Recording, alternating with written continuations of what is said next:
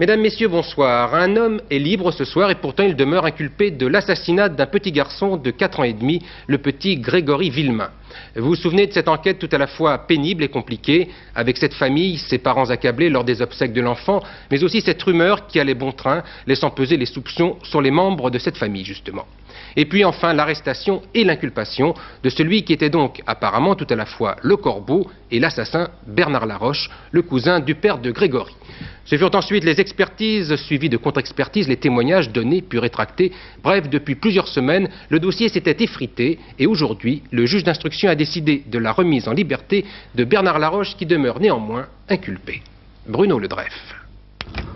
Bernard Laroche est libéré après 91 jours d'incarcération, 91 jours d'un feuilleton à rebondissement. Le 5 novembre, il fait figure d'assassin potentiel dans le meurtre de son neveu, le petit Grégory Villemain, même si tout homme est présumé innocent tant qu'il n'est pas condamné.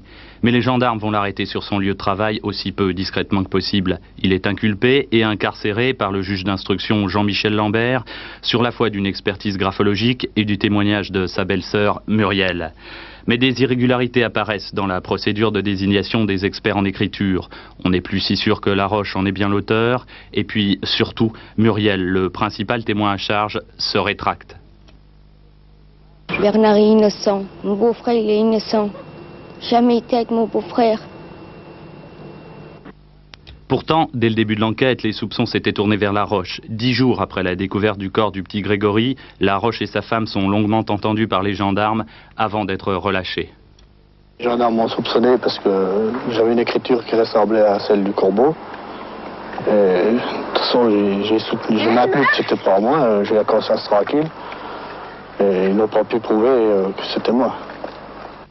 Aujourd'hui, la libération de Laroche ne change rien à son dossier, il reste inculpé. Pourtant, son avocat estime que c'est le premier pas vers sa disculpation totale.